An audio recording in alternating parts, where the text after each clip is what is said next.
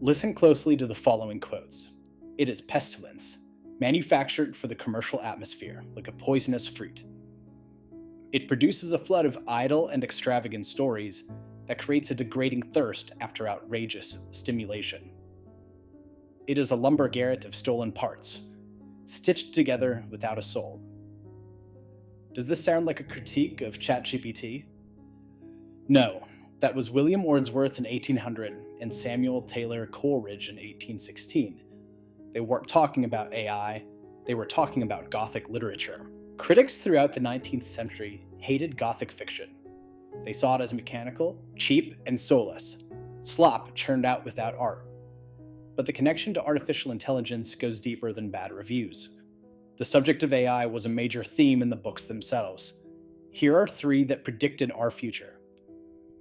First, the original AI girlfriend. In E.T.A. Hoffmann's Der Sandmann, the protagonist, Nathaniel, falls in love with a woman named Olympia. She is beautiful. She plays the piano perfectly. But she only ever says the words, ah, ah. Nathaniel doesn't care. He projects his own soul into her silence. He says, only in her did I find myself. The only problem? She's a robot. A clockwork automaton. But Hoffmann wasn't writing a hit piece on technology. He was exploring the human tendency to project romantic ideals onto others and onto objects. The story reveals that the danger of AI isn't that it will trick us, it's that we are desperate to be tricked. Then there's Frankenstein. Mary Shelley was fascinated by the real-life work of Erasmus Darwin and the Galvanists, who tried to shock corpses back to life. In the novel, Victor Frankenstein doesn't birth anything. He went to the slaughterhouse and the graveyard. He collected pieces, an arm here, a specialized muscle there, stitched them together and animated them with electricity. So if you stitch a mind together from scraps and fragments, what do you have? Have you created life or a monster? You may get a different response if you ask the villagers who threw stones at Frankenstein's monster, or if you ask Old Man DeLacy. Finally, there is The Future Eve by Villiers de Adam.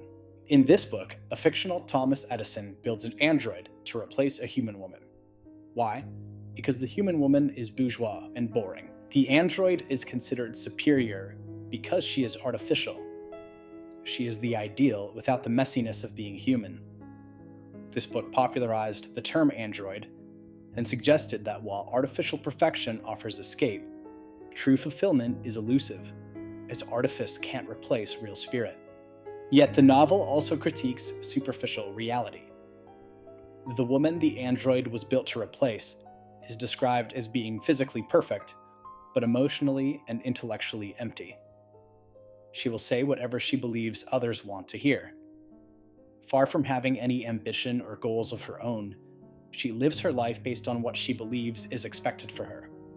She is real, yet she too is artificial. So yes, although 19th century critics called this genre slop and saw it as cheap and artificial, the authors were undeterred in their nuanced exploration of complex themes dressed up as sensational tales. They were fascinated by technology's ability to reflect our empathy, our vanity, and our humanity.